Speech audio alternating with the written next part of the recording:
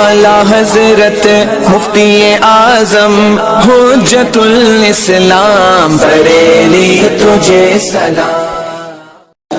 बिस्मिल्लाहिर्रहमानिर्रहीम क़ौलुहु व अय्यु फ़िक्रिन सहीहुन व अय्यु फ़िक्रिन फ़ासिदुन।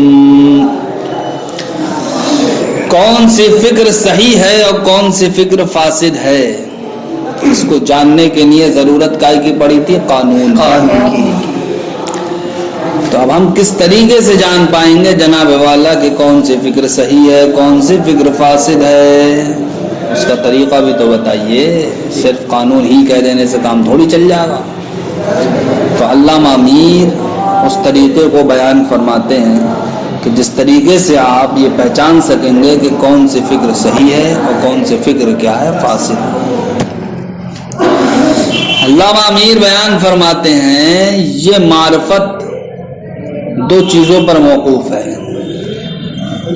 कौन सी फिक्र सही है और कौन सी फिक्र फासिद है, इसकी मार्फत कितनी चीजों पर मौकूफ है? दो चीजों पर मौकूफ है। क्या क्या? एक चीज का नाम है इल्लत मादी, दूसरी चीज का नाम है इल्लत सूरी। इल्लत मादी नज़र फिक्र की क्या है? उमूर मालूम, यानी जिनसे नज़र फिक्र वजूद में आएगी वो क्या है? उमूर मालूमा ही तो है जी। और इल्लत सूरी क्या थी नज़र फिक्र की? हैत इज्तिमाई, यानी कि उमूर मालूमा को तरतीब देने के बाद जो सूरत आएगी वजूद में उसको कहते हैं इल्लत सूरी। तो अल्लामा मीर फरमाते हैं इल्लत मादी और इल्लत सूरी जब ये दोनों सही होंगी तो हम समझ लेंगे कि ये फिक्र क्या है, सही है। और अगर इल्लत मादी इल्लत सूरी जनाब वाला दोनों के दोनों क्या हों, सही ना हो बल्कि फासिद हों, या इनमें से कोई एक क्या हो जाए, फासिद हो जाए, तो अब जनाब वाला हमारी फिक्र क्या हो जाएगी? फासिद हो जाएगी। क्या पता चला आपको? आपको जब ये जानना हो कौन सी फिक्र सही है कौन सी फिक्र फासिद है, इसके लिए आप क्या करेंगे? इल्लत मादी और इल्लत सूरी को देखेंगे कि अगर ये दोनों सही हैं तो फिक्र भी क्या होगी? सही होगी। और अगर ये दोनों क्या है? फासिद हैं, या इनमें से कोई एक क्या है? फासिद है, तो फिक्र भी क्या हो जाएगी? फासिद हो जाएगी। अभी भी बात आपके नजदीक वाज़ेह नहीं हुई होगी। अब वाज़ेह होगी कि आपका मतलूब जनाब वाला या तो तसव्वुर के कबील से होगा या तस्दीक के कबील से होगा। कोई भी आपका मतलूब होगा वो मतलूब इन्हीं दो में घिरा हुआ होगा, या तो वो अज़ कबील तसव्वुर होगा या वो अज़ कबील तस्दीक होगा। आप ये भी जानते हैं कि तसव्वुर को तसव्वुर से हासिल किया जाता है, तस्दीक को तस्दीक से हासिल किया जाता है। लेकिन तसव्वुर के हुसूल के लिए आपको कौन सी चीजें दरकार हैं? मौरफ़ात अरबा। मौरफ़ात अरबा के जरिए से ही तो तसव्वुर का हुसूल होता है। तस्दीक के हुसूल के लिए जनाब वाला आपको कौन सी चीज दरकार है? हुज्जत और उसके अक़साम। अब हुज्जत और उसके अक़साम को मुख्तसर और कर दूं मैं आपके सामने। हुज्जत की जनाब वाला आपने 3 किस्में पढ़ी। क्या क्या? क़यास, इस्तिक़रा, तमसील। और आपने ये भी जाना माक़बल की किताबों में कि क़यास ही यकीन का फ़ायदा देता है और इस्तिक़रा व तमसील यकीन का फ़ायदा नहीं देते। तो जो चीज़ यकीन का फ़ायदा देगी आप उसी चीज़ के ज़रिए से तो किसी दूसरी शय को हासिल करोगे। तो अब इन 3 में से सिर्फ और सिर्फ एक ही चीज़ बची है ऐसी जो यकीन का फ़ायदा देती है, वो है क़यास। तो अब तस्दीक का उसूल कैसे होगा? क़यास से होगा। अब अगर आपके सामने कहा जाए कि तस्दीक आप कैसे हासिल करोगे, अब आप ना हुज्जत कहोगे ना हुज्जत के अक़साम कहोगे, बल्कि क्या कहोगे कि तस्दीक का हुसूल कैसे होगा? क़यास से होगा। वो मैंने समझा दिया। अब मैं क्यों क़यास नाम ले रहा हूँ? इसलिए कि हुज्जत और उसके अक़साम के ज़रिए से होता है। तो हुज्जत की 3 किस्में दी, क़यास, इस्तिक़रा, तमसील। इनमें से मुफीद यकीन सिर्फ और सिर्फ क़यास है। लिहाजा तस्दीक का हुसूल कैसे होगा? क़यास से। इतनी बात समझ में आ गई भाई जी? تو تصور کے حصول کے لیے جناب والا ہمیں معرفات اربع درکار ہیں اور تصدیق کے حصول کے لیے قیاس درکار ہے. تو معرفات اربع یہ جناب والا کیا بنیں گے؟ علت مادی. قیاس کیا بنے گا صاحب؟ علت مادی. قیاس کیا بنے گا؟ علت مادی. تو آپ تصور کو آپ حاصل کریں گے تو جناب والا آپ کو کیا دیکھنا ہے؟ علت مادی صحیح ہو اور علت صوری یہ بھی صحیح ہو. تو اب علت مادی کے صحیح ہونے کا مطلب کیا ہوگا تصور کے حصول کے لیے؟ کہ معرفات اربع کیا ہوں؟ صحیح ہوں. تو معرفات اربع صحیح کب ہوں گے؟ یہ اس وقت ہوں گے پہلے ہم یہ دیکھیں گے کہ آیا معرف کے ذاتیات میں سے ہے یا نہیں. معرف کے ذاتیات میں سے ہے یا نہیں. اگر معرف کے ذاتیات میں سے ہو تو اب یہ جناب والا اس وقت صحیح ہوگا جبکہ ان میں سے ایک موصوف اور دوسرا کیا بن جائے؟ صفت بن جائے. ایک موصوف دوسرا صفت بن جائے. اور اگر معرف کے ذاتیات میں سے نہیں ہے تو جناب والا اس کے درست ہونے کے لیے ضروری یہ ہے کہ ان میں سے جو عام ہو وہ جنس بن جائے اور جو خاص ہو وہ فصل بن جائے. جو عام ہو جنس بن جائے، جو خاص ہو فصل بن جائے. تو اب معرف کے صحیح ہونے کے لیے ضروری یہ ہوا کہ اگر معرف کے ذاتی میں سے ہے تو ان میں سے ایک یعنی معرف میں سے ایک موصوف ہو جائے اور دوسرا صفت بن جائے، تب کہا جائے گا کہ معرف صحیح ہے. اور اگر معرف کے ذاتی میں سے نہیں ہے، ذاتیات میں سے نہیں ہے، تو پھر کیا ہونا چاہیے وہاں پر؟ ان میں سے جو عام ہو وہ جنس بن جائے اور جو خاص ہو وہ کیا بن جائے؟ فصل بن جائے. تو ان دو صورتوں میں معرف کیا ہوگا؟ صحیح ہوگا. ٹھیک. تو معرف تھا کیا یہاں پر بتائیے آپ؟ تصور کے حصول کے لیے علت مادی تھا یا نہیں تھا؟ جی. تو علت مادی کا تصور کے حصول کے لیے صحیح ہونا کس وقت ہم کو پتہ چلے گا بتاؤ؟ جبکہ ہم یہ بات جان لیں کہ معرف اگر معرف کے ذاتیات میں سے ہے تو ایک موصوف دوسرا صفت بن جائے. ٹھیک. معرف صحیح ہو جائے گا یعنی کہ علت مادی کیا ہو جائے گی؟ صحیح ہو جائے گی. یا جناب والا معرف کے ذاتیات میں سے نہ ہو تو ان میں جو عام ہو وہ جنس بن جائے اور جو خاص ہو وہ فصل بن جائے، تب ہم کہیں گے کہ تصور کے حصول کے لیے جو علت مادی ہے وہ صحیح ہے. اب تصور کے حصول کے لیے علت صوری کا صحیح ہونا ہمیں کیسے پتہ چلے گا؟ یہ اس وقت پتہ چلے گا جناب والا کہ علت مادی میں جو طریقہ اپنایا جاتا ہے یعنی کہ علت مادی کے صحیح ہونے کے لیے جو شرائط اپنائے جاتے ہیں ان تمام شرائط پر وہ علت مادی یعنی کہ معرفات اربع کھرے اتریں، تب تو ہم یہ کہیں گے کہ جناب والا تصور کے حصول کے لیے جو علت صوری ہے وہ درست ہے. تصور کے حصول کے لیے علت صوری درست ہے. وہ کیا ہے؟ درست ہے. یعنی کہ جو جنس ہو اس کو ہم مقدم رکھیں اور جو فصل ہو اس کو ہم کیا کریں؟ مؤخر کریں. جب ان شرطوں پر اتاریں گے تبھی تو ہم تصور کے حصول تک پہنچ سکتے ہیں. جی. تو اب یہ جنس کو مقدم کرنا اور فصل کو مؤخر کرنا، اس کے بعد ہمیں ایک حیت ایک صورت ہی تو حاصل ہوگی. اور خود معرف نفس معرف یہ کیا کہلائے گا؟ یہ مبادی کہلائے گا. اور اس کو جو ہم نے ترتیب دے دی کہ جنس کو مقدم کر دیا اور فصل کو مؤخر کر دیا، یہ علت صوری کہلائے گی. لہذا جب علت مادی یعنی کہ معرفات اربع نفس معرفات اربع یہ صحیح ہوں گے، یا جناب والا علت صوری تصور کے حصول کے لیے یعنی کہ معرفات اربع کے جو شرائط ہیں ان شرائط پر معرفات اربع کھرے اترے، تب تصور کا ہمیں حصول ہوگا. اور اگر جناب والا ان میں سے کوئی ایک بھی فاسد ہو گیا یعنی کہ علت مادی کیا ہو گئی؟ فاسد ہو گئی، یا جناب والا علت صوری فاسد ہو گئی. سمجھ رہے ہو علت مادی سے مراد کیا؟ تصور کے حصول کے لیے کیا ہے بتاؤ؟ علت مادی سے نفس معرف کا صحیح ہونا، اور علت صوری سے مراد جو اس معرف کے صحیح ہونے کے جو شرائط ہیں ان شرائط پر اترے وہ، تب جا کے تصور کا حصول ہوگا. تو تصور کے حصول کے لیے بھی دو چیزیں کافی ہوئی نہیں ہوئی؟ جی.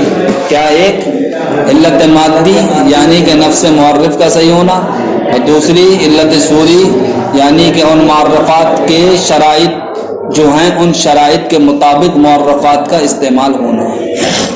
اسی طریقے سے جب ہمارا مطلوب تصدیق ہوگا تصدیق تو تصدیق کا اصول کیسے ہوتا ہے صاحب؟ قیاس. تو قیاس کا بنے گا نفس قیاس علت مادی بنے گا. تو یہ قیاس کب درست ہوگا صاحب؟ قیاس اس وقت درست ہوگا کہ آپ جانتے ہیں قیاس میں دو قضیے ہوتے ہیں. ایک قضیے کو صغرا کہا جاتا ہے اور دوسرے قضیے کو کبرا کہا جاتا ہے. تو صغرا کے صحیح ہونے کی شرط کیا ہے کہ صغرا اصغر پر مشتمل ہو, اور کبرا کے صحیح ہونے کی شرط کیا ہے کہ کبرا اکبر پر مشتمل ہو. تو جب صغرا اصغر پر مشتمل ہوگا کبرا اکبر پر مشتمل ہوگا تو ہم جان لیں گے یہ قیاس کیا ہے, صحیح ہے. یہ تو علت مادی درست ہو گئی جی. اب تصدیق کے حصول کے لیے علت سوری درست کب ہوگی؟ وہ اس وقت درست ہوگی جب کہ قیاس کو ہم پہلے یہ پرکھ لیں اشکال اربعہ میں سے کون سی شکل پر ہے یہ. تو جس شکل پر وہ قیاس ہوگا اب ہم دیکھیں گے اس شکل کے تمام شرائط اس میں پائے جا رہے ہیں یا نہیں. اگر تمام شرائط پائے جائیں گے تو ہم کہیں گے کہ تصدیق کے حصول کے لیے جو علت سوری تھی وہ بھی درست. لہذا اب تصدیق کے حصول کے لیے جناب والا ہمیں اولاً قیاس کی درستگی کو دیکھنا ہوگا, پھر اس کے بعد اس قیاس کو جس ترتیب پر ہمیں یا جس چیز کے اعتبار سے اس کو ہمیں ترتیب دینا ہے دیکھیں گے ہم ان شرائط پر یہ قیاس اترا ہے یا نہیں. ٹھیک, جب یہ دو چیزیں درست ہوں گی تو حصول تصدیق ہو جائے گا. اور اگر ان میں سے کوئی ایک بھی فاسد ہو جائے گی یعنی کہ نفس قیاس ہی فاسد ہو جائے یا جناب والا قیاس کو جاری کرنے کے جو شرائط ہیں وہ شرائط ہی کیا ہو جائیں, مفقود ہو جائیں, تو بتاؤ تصدیق کا حصول ہوگا؟ نہیں. تو دیکھو تصدیق کے حصول کے لیے بھی جناب والا دو چیزیں ضروری ہوئی, ایک علت مادی دوسری علت سوری. جب یہ دونوں صحیح ہوں گی تو تصدیق کا حصول ہو جائے گا, اور ان دونوں میں سے کوئی ایک فاسد ہوگی یا دونوں فاسد ہوں گی تو تصدیق کا حصول نہیں ہوگا. ایک پوری بات سے جناب والا بتانا آپ کو مقصد بتانے کا مقصد یہ ہے کہ فکر کا صحیح ہونا یا فکر کا فاسد ہونا اس کا دار و مدار علت مادی اور علت سوری پر ہے کہ جب علت مادی علت سوری یہ دونوں کے دونوں صحیح ہوں گی تو فکر کیا ہوگی, صحیح ہوگی. اور اگر ان میں سے کوئی ایک فاسد ہو جائے یا دونوں ہی فاسد ہو جائیں تو فکر کیا ہو جائے گی, فاسد ہو جائے گی. ٹھیک, اب اس کے صحیح ہونے کا ہمیں پتہ کیسے چلے گا؟ تو اب ہمیں یہ دیکھنا کہ ہمارا مطلوب کس قبیل سے ہے, تصور کے قبیل سے یا تصدیق کے. تصور کے قبیل سے تو ہمیں یہ دیکھنا کہ کائے سے حاصل ہوتا ہے, وہ تو معرفات سے حاصل ہوتا ہے. تو نفس معرفات یہ کیا بن جائیں گے, مبادی بن جائیں گے. ٹھیک, پھر ان معرفات کو کسی نہ کسی حیت کسی نہ کسی شکل پر آپ پیش کریں گے, وہ حیت وہ شکل کیا بن جائے گی, علت سوری بن جائے گی. لہذا اب ہم کسی بھی تصور کو حاصل کریں گے اگرچہ وہ تصور ہی سے حاصل ہوگا لیکن مطلقاً ہر تصور سے حاصل نہیں ہوگا بلکہ ایک مخصوص تصور سے تصور کا حصول ہوگا. وہ مخصوص تصور کیا ہوگا کہ یعنی کہ معرفات کے لیے جو شرائط ہیں اس کے ذریعے سے کسی شے کے حصول کے لیے ان شرائط پر وہ اترے. اسی طریقے سے تصدیق کا حصول اگرچہ نفس تصدیق ہی سے ہوگا لیکن ہر تصدیق سے نہیں ہوگا بلکہ اسی تصدیق اسی مخصوص تصدیق سے ہوگا کہ جو مخصوص تصدیق جناب والا جو اس کے ذریعے سے جو تصدیق کو حاصل کرنا ہے کسی تو ان شرائط پر وہ اترے جو شرائط اس کے لیے لازم و ضروری ہیں. دیکھیے ترجمہ.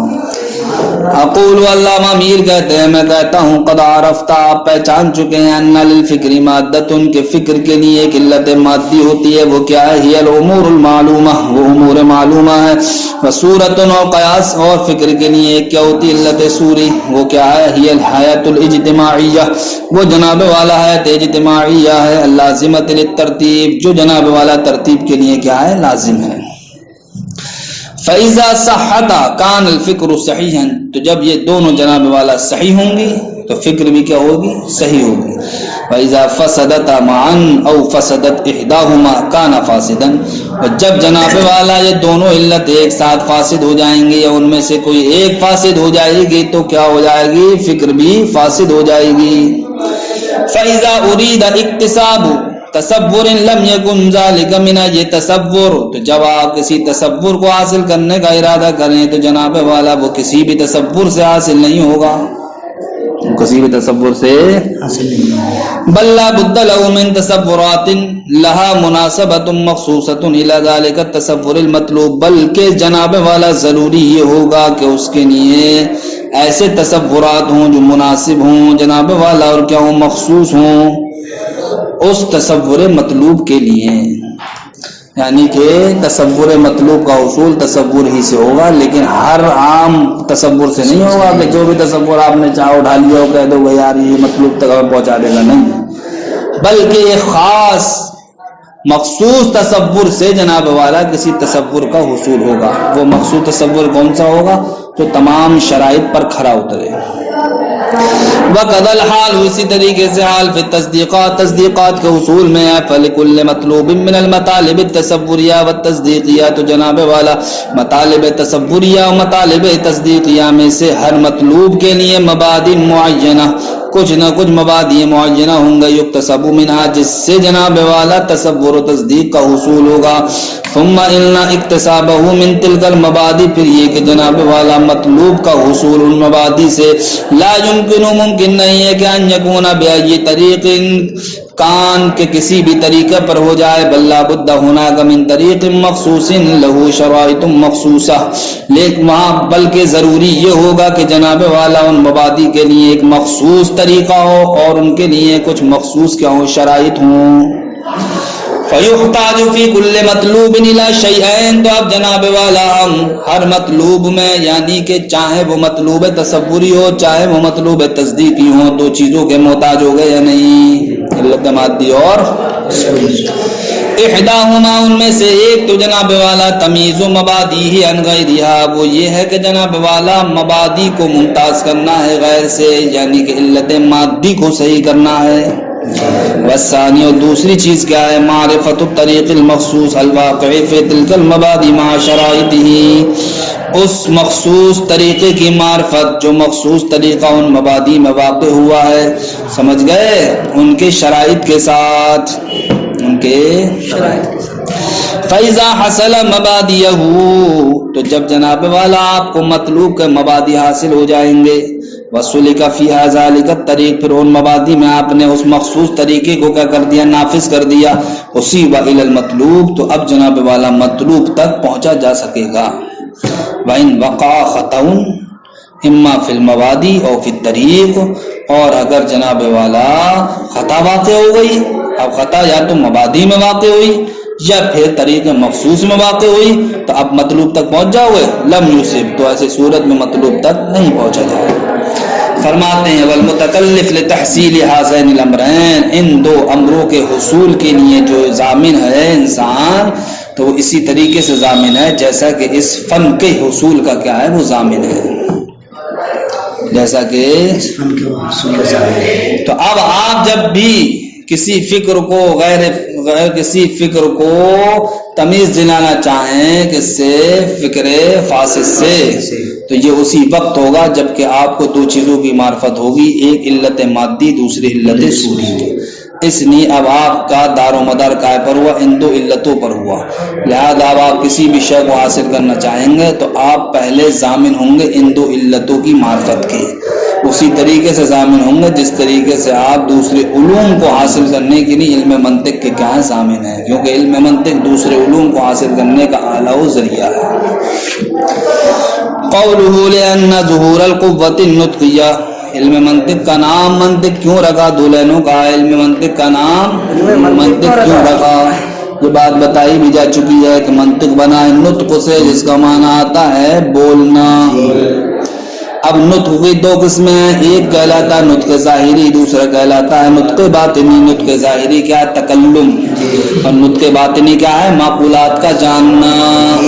نطق باطنی تو علم منطق یعنی کہ یہ فن ایسا فن ہے جو انسان کے نطق ظاہری میں بھی تقویت دیتا ہے، یعنی کہ بولنے میں بھی تقویت دیتا ہے، چرب زبانی اسی فن سے آتی ہے، اور جناب والا نطق باطنی میں بھی یہ کہہ دیتا تقویت دیتا ہے، یعنی کہ معقولات کو آپ جو جانیں گے جو سمجھیں گے وہ جناب والا اسی فن کے ذریعے سے آپ سمجھ سکتے ہیں۔ تو چونکہ یہ فن جناب والا دونوں طرح کے نطق میں تقویت دیتا ہے، اس لیے اس فن کو نطق سے ہی مشتق کر کے کیا نام رکھ دیا؟ منطق رکھ دیا. کیا نام رکھ دیا اس کا؟ فرماتے ہیں اقول میں کہتا ہوں النطق یطلق علی النطق الظاہری کہ نطق کو یہ بولا جاتا ہے نطق ظاہری پر بھی. وہ تکلم، وہ کیا ہے نطق ظاہری؟ تکلم ہے. وعلی النطق الباطنی، اور نطق باطنی پر بھی بولا جاتا ہے. نطق باطنی کیا ہے؟ وہ ادراک المعقولات، وہ معقولات کا جاننا ہے. وہذا الفن یقوی الاول، تو یہ فن جناب والا پہلے میں بھی تقویت دیتا ہے، یعنی کہ تکلم میں بھی تقویت دیتا ہے. وَيُسْلَكُ بِالثَّانِي مَسْلَكَ السِّدَادِ، اور جناب والا دوسری والی چیز یعنی کہ معقولات کو جاننا، اس میں بھی یہ درست راستے پر چلاتا ہے، درست راستے پر. فَبِهَذَا الْفَنِّ يَتَقَوَّى، تو اس فن کے ذریعے سے جناب والا تقویت حاصل ہوئی. وَيَظْهُرُ قِلَا معنی النطق للنفس، اور جناب والا نفس کے لیے نطق کے دونوں معنی، نفس انسانیہ کے لیے نطق کے دونوں معنی کیا ہوتے ہیں؟ ظاہر ہوتے ہیں. المسمات بالناطقہ، کہ جس نفس انسانیہ کا نام کیا رکھا جاتا ہے؟ ناطقہ رکھا جاتا ہے. فاشتق له اسم من النطق، لہذا اسی مناسبت سے اس فن کو نطق سے مشتق کر لیا گیا اور نام کیا رکھ دیا گیا؟ منطق ہو گیا. کیا نام رکھ دیا گیا؟